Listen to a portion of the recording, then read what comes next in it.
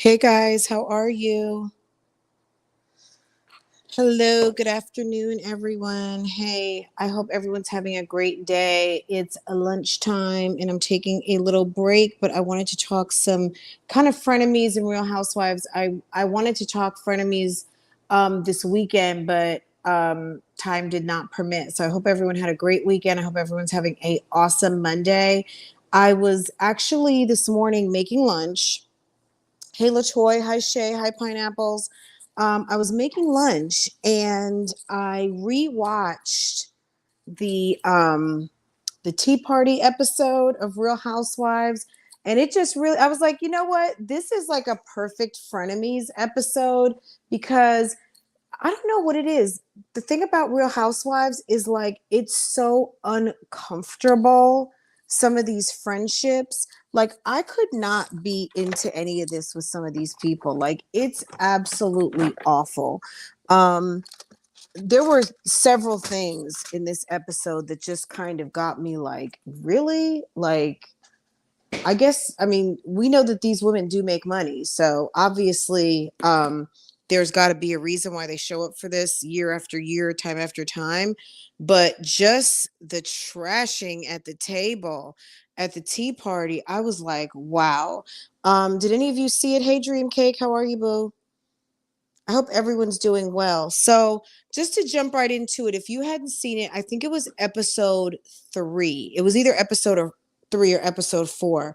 Um, so Kenya is preparing for Brooklyn's birthday and she decides she wants to have like a tea party. So she goes to a venue and she proceeds to tell this person that she's in the middle of a divorce and she doesn't know if Brooklyn's father is going to help pay for the party or not. The lady gave her a budget of like $10 to $15,000.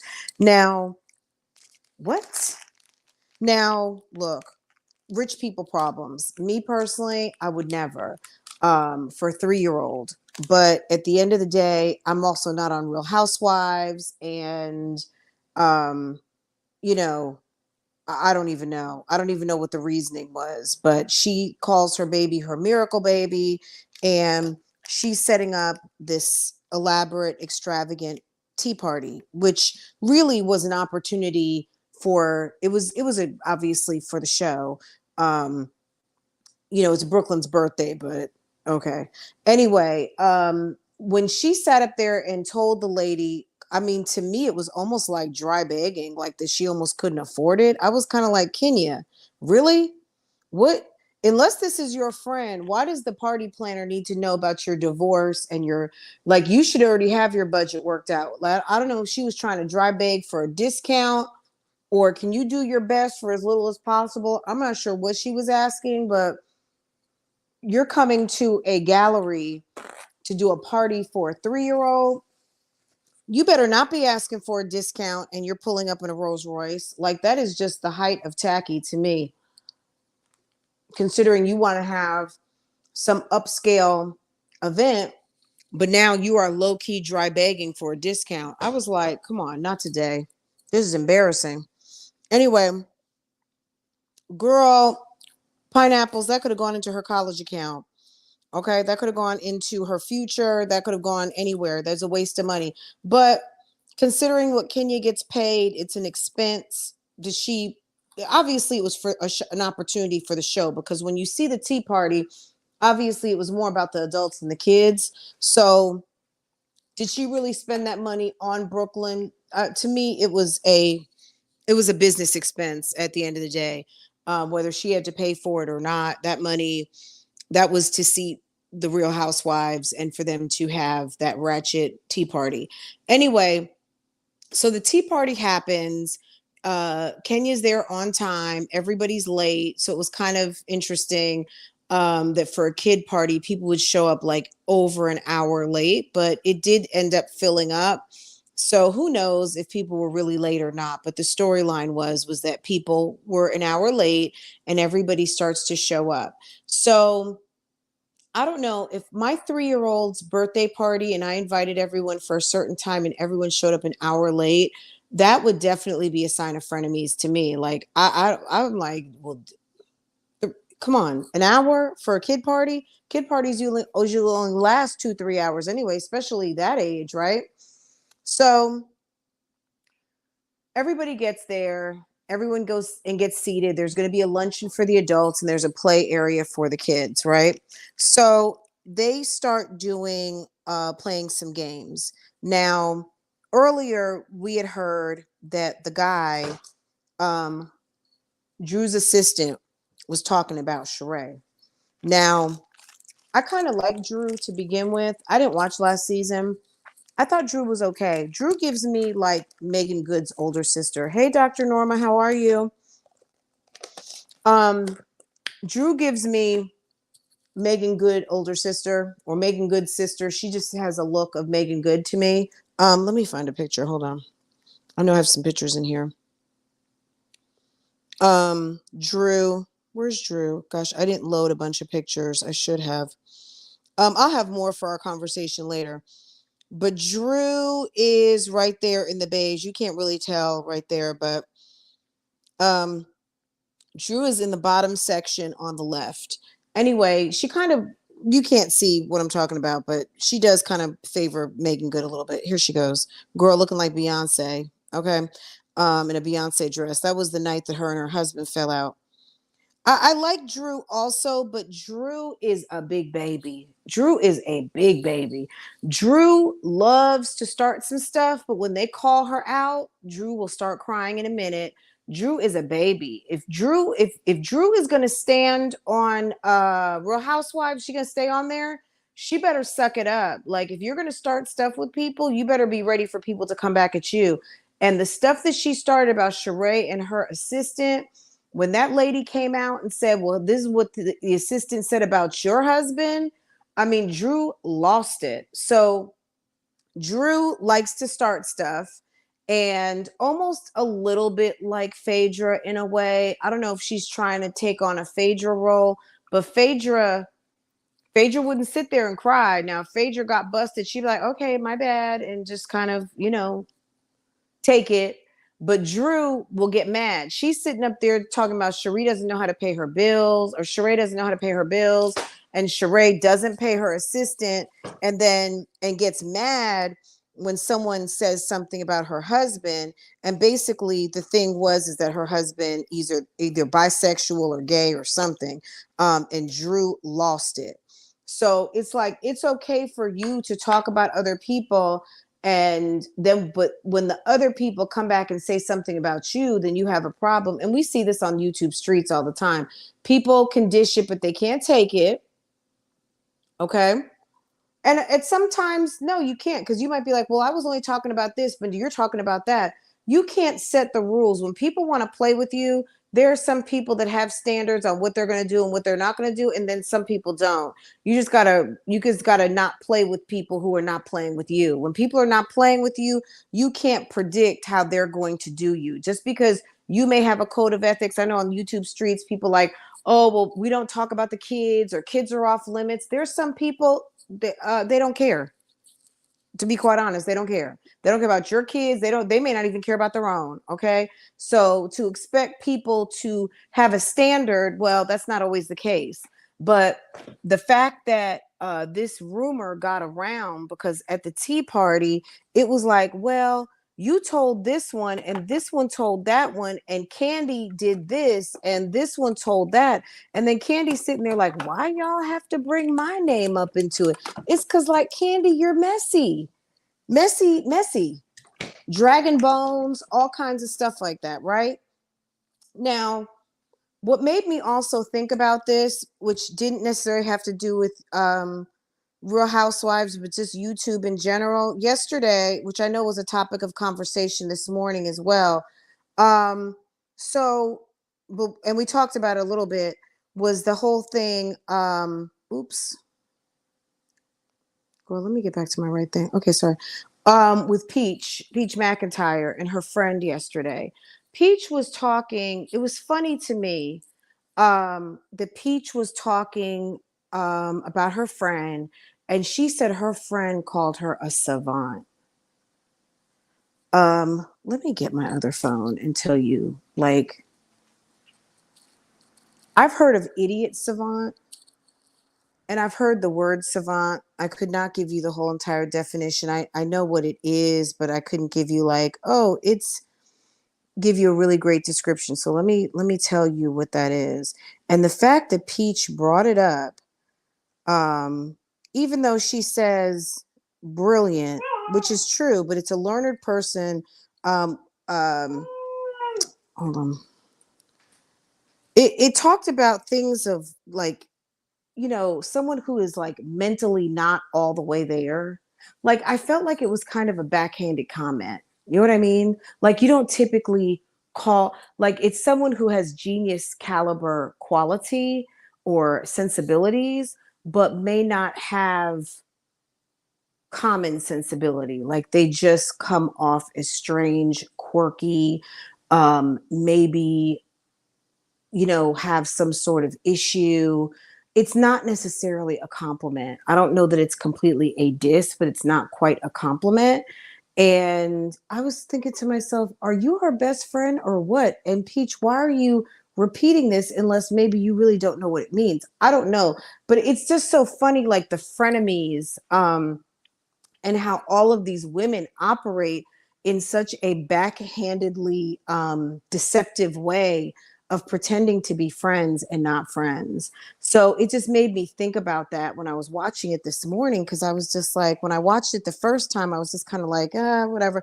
It was a good episode, but it also made me think about kind of like this backhanded frenemy type stuff.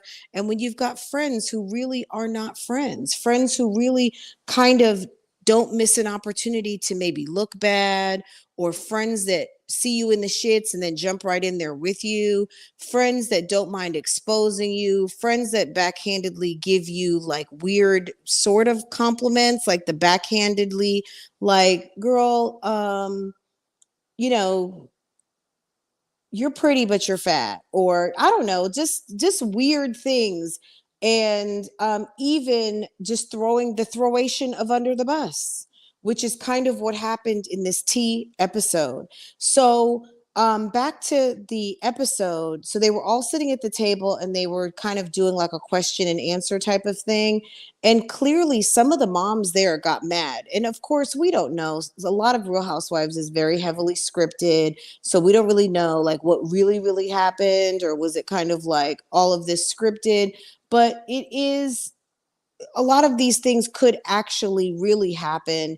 And it's just good to kind of think that when some people are operating out here like they are in an episode of Real Housewives, to remember that like it is very risky to engage with people in such a way, because yeah, you have camera crews and security on some of these sets. Some of the things that people say and confront people on is one thing when you've got security and directors and producers and camera crew and all of those things. But when it's just you and a couple of other people and you decide to get slick in your mouth with someone who's supposed to be a friend, but you feel like you want to confront people about their business or be backhanded or be a backstabber and all those things, yeah, you can't always guarantee that someone's going to come to your rescue.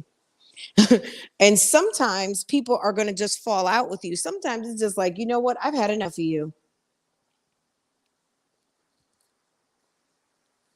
Let me see. Candy wants everyone to believe that she's perfect marriage. Girl, that marriage of hers, I don't know what's going on. I can't say that the marriage with her and Todd is on the rocks.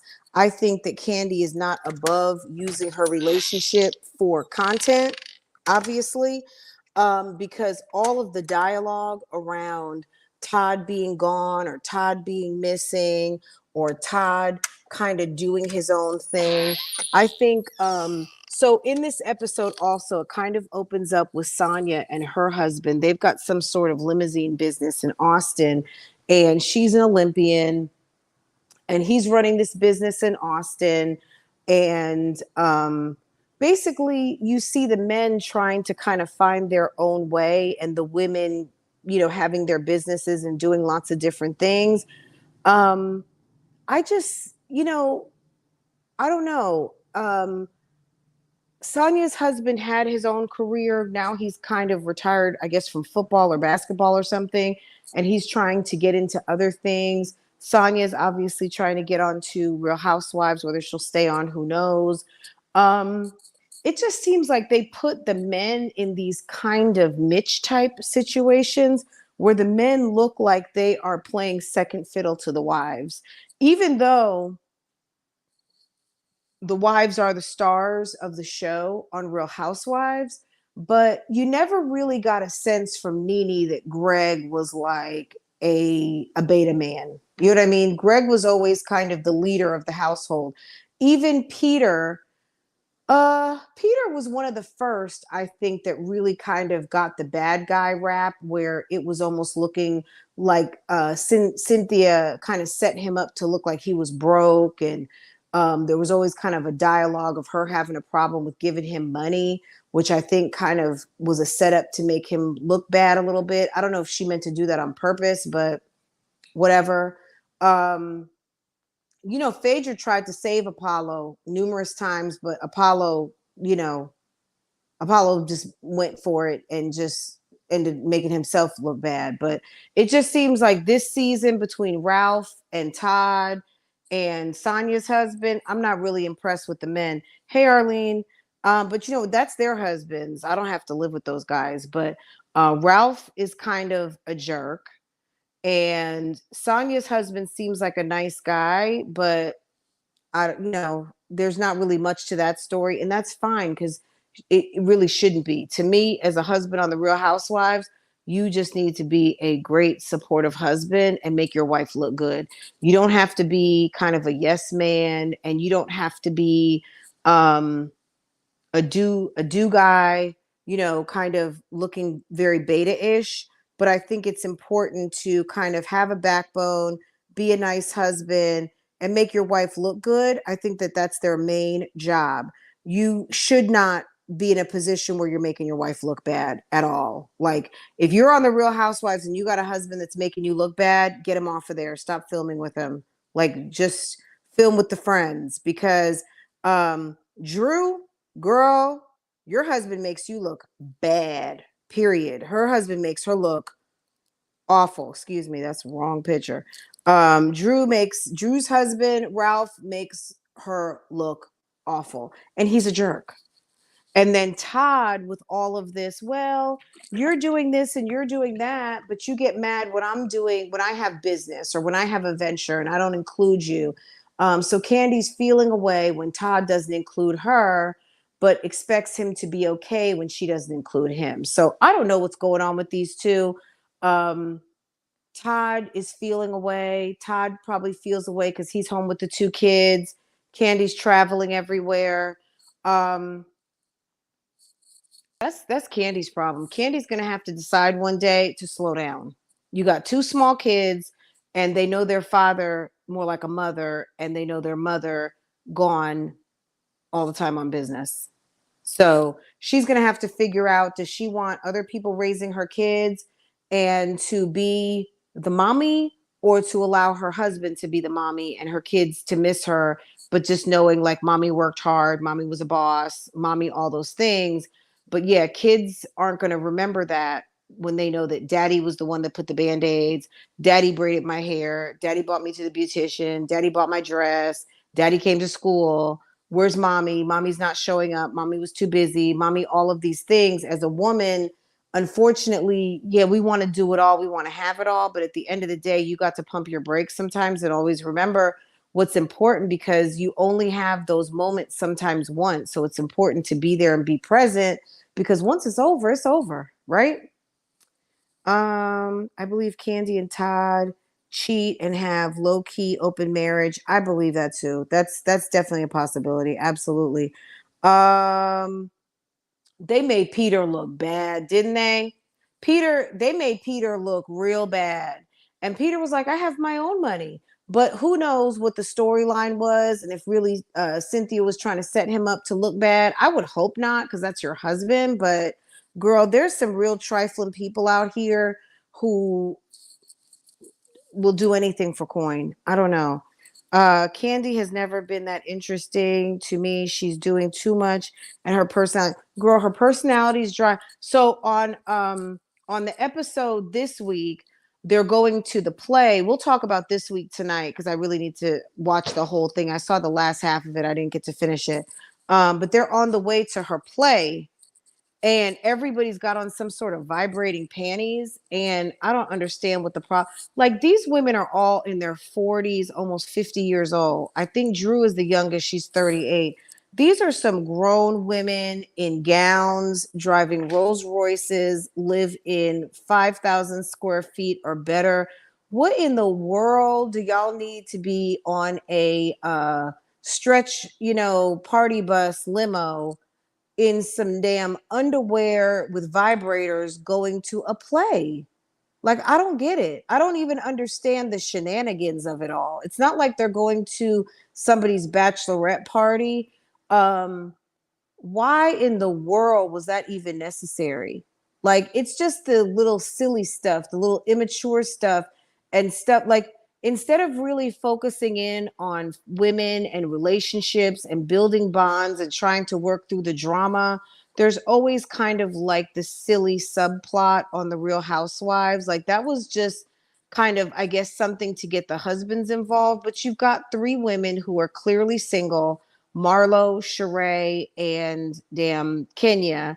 And why would you play a game with the men when half of the women don't have a man there, which makes the men having to almost be playing with the single women, which, as quiet as is kept or not kept, that's how Phaedra lost her husband. So they need to stop playing with their husbands with other women, because check back to wasn't it last season when Portia took Fallon, whatever her name, took somebody's husband off the show. Girl, Phaedra opened up her Birkin and put Mr. Simon right up in his bag and hasn't let him out since. Okay, so if you don't think somebody could steal someone's husband on the Real Housewives, it happened. It happened last season. So to me, if I was in the company of those women and they wanted to play some silly game like that, somebody has control over the vibrator switch and it controls multiple pairs of panties. Girl, bye. We would not be playing that game. We're not playing with my husband. No, ma'am.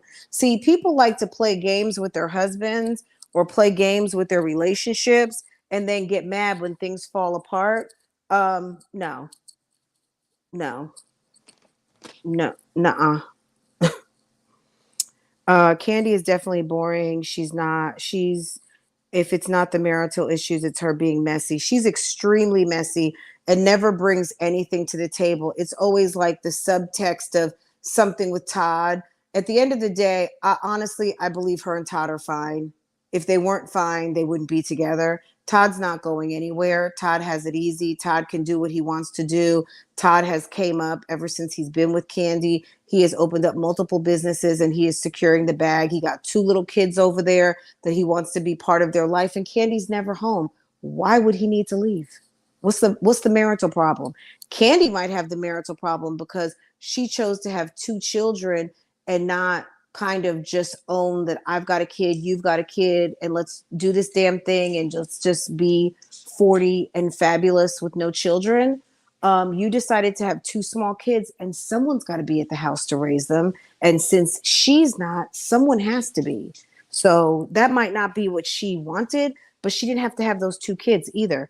I feel the same way, Pineapples.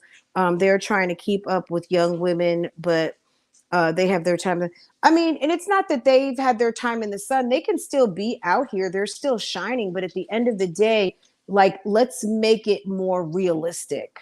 Let's make it 40s. Let's make it grown and sexy women of a certain age with husbands. You're going to the theater, are not going to be wearing vibrating panties and have your husbands with remote controls that can operate multiple devices, therefore trigger other women.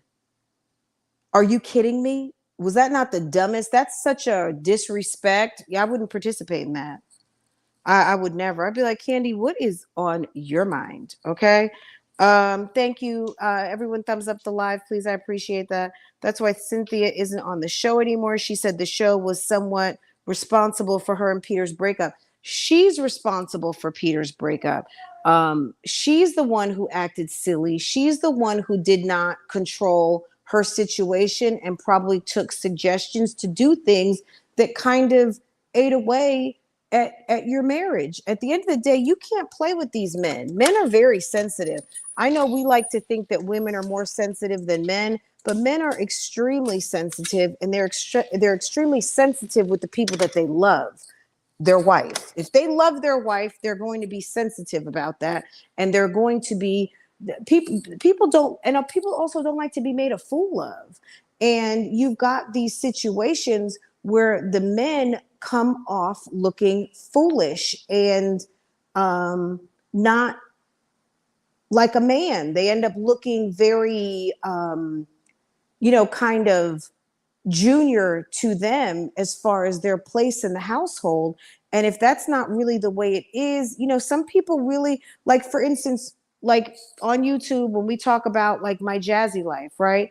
I think that Chris, I'm not really sure what type of person Chris is, because obviously I don't know him, but seeing how things have been playing out with Chris and Jasmine, I see that people feel like Chris should appease Jasmine more and do more of what she wants to show up on her channel. And I disagree. I feel like, number one, someone has the right to choose if they want to be on social media or not. Or not.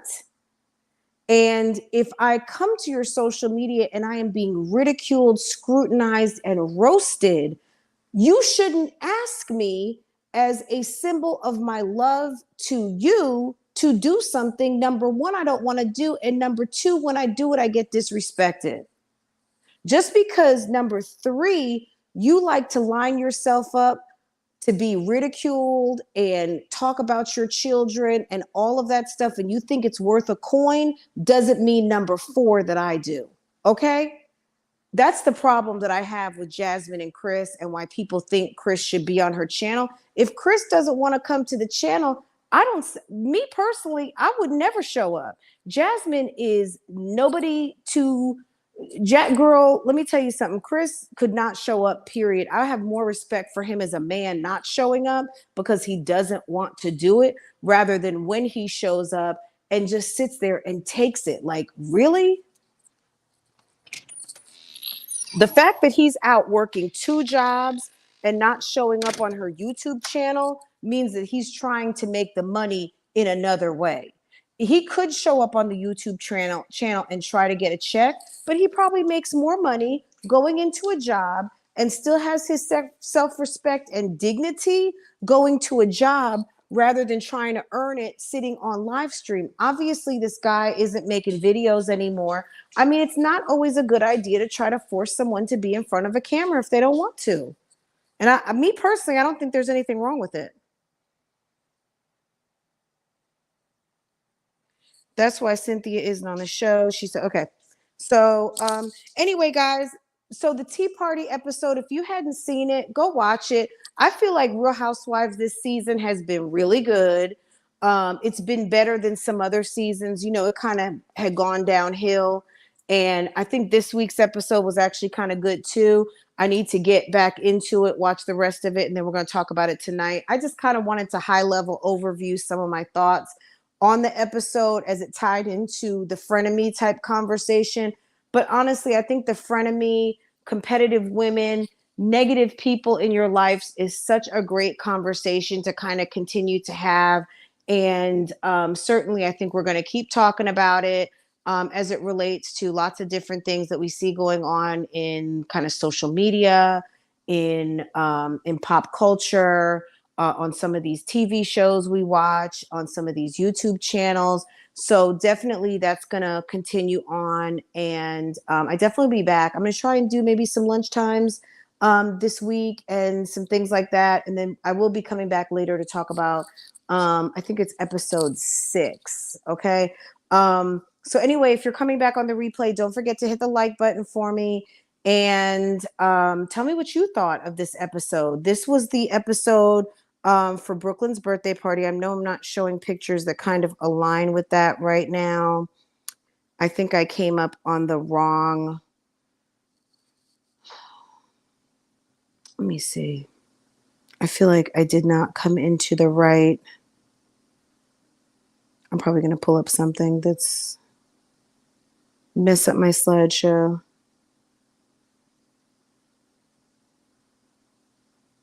Yeah. Anyway, it's okay. I'll have everything uploaded. Some more recent stuff from this week's episode, but it wasn't as important, for this particular conversation. But anyway, guys, I hope that you guys have a great afternoon. Thank you so much for joining me for this live. You guys are awesome. And take care. Have a great afternoon. And I will see you guys later. Take care.